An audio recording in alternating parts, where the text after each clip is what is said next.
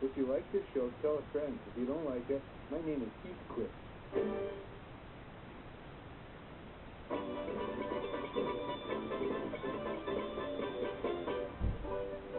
In the year 1876, U.S. scientist Alexander Graham Bell successfully built and tested the first telephone. Few people, however, know the reason why he invented the telephone. Hello? Can you hear me? Yes, I can hear you. It was so that he could order pizza for his cat. I'd like a large pepperoni with mushrooms, onions, and extra cheese. Oh, right. And no anchovies. In the year 1879, Thomas Alva Edison invented the light bulb. This was so his cat wouldn't have to watch TV in the dark. Even as far back as 1751, Benjamin Franklin looked to a cat for inspiration on a new kind of cooking device. Let me see. What shape can I make this? I've got it. I'll make it a pot-bellied stove.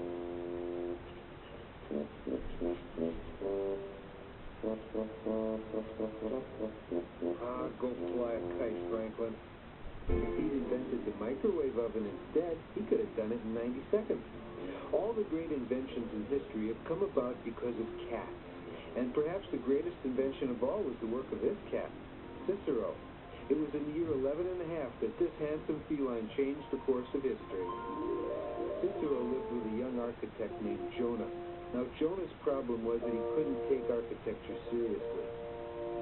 For example, when they built the great Colosseum of Rome, Jonah spent 6 weeks trying to convince him to put in hot dog stands and a guy in a chicken costume.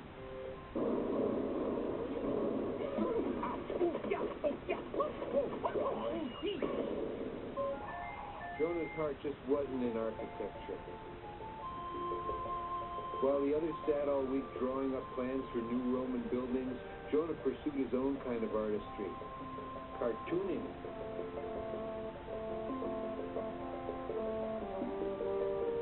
One day, one of the emperor's centurions came around.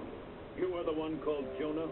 His Majesty sent me to fetch the plans for the aqueduct. Plans? Aqueduct? Oh, they are not quite through yet. My dog ate them? No. If I could have just a little more time. Citizen, you are in big trouble.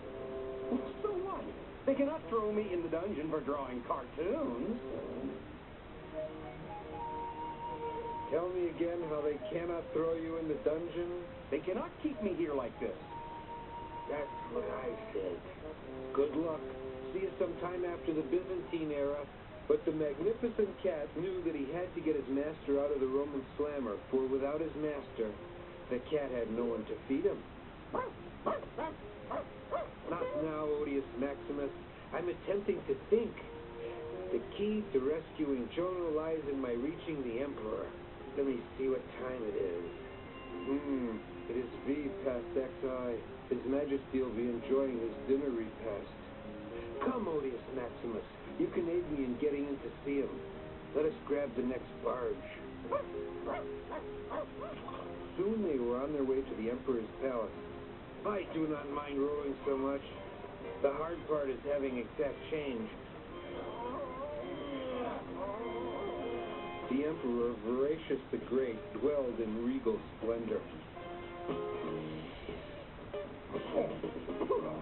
You call this roast leg of griffin? By Jove, one would think that I, the most powerful man in the known world, could get a decent meal.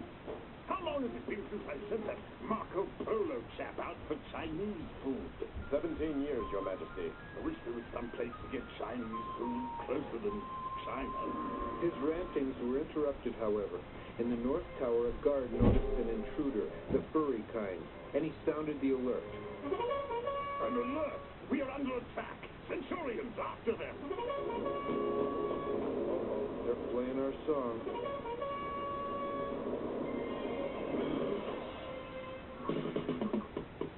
This way, in a hurry.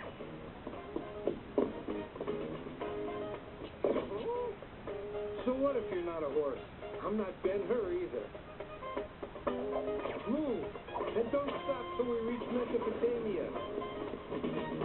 The food here stinks. Send in my royal chef. But, sire, you fed them all to the lions. I did. Everyone is eating well around here except me. Faster! Faster!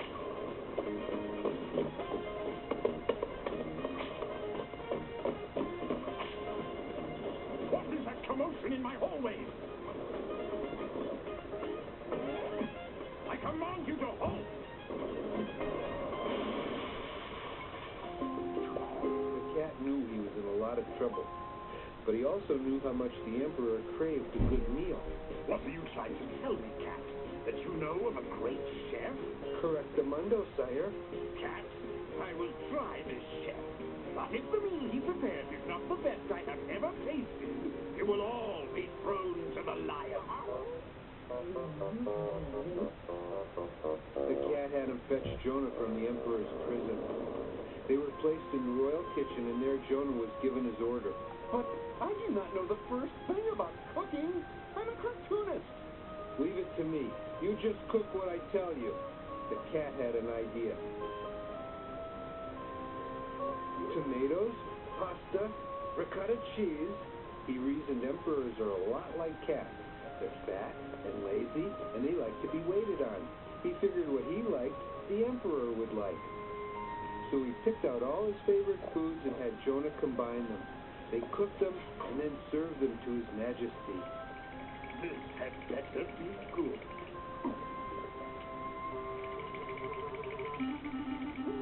This is the greatest thing I've ever eaten.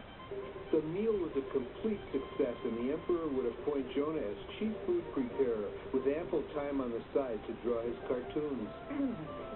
Sensational. What do you call it? Well, it is a combination of foods. A lasagna, I suppose. Lasagna is Latin for a stew pot of mixed foods. Today we simply call it lasagna. And so ends our tale of the greatest invention of them all. Hey, isn't that a lot more important than some old electric light?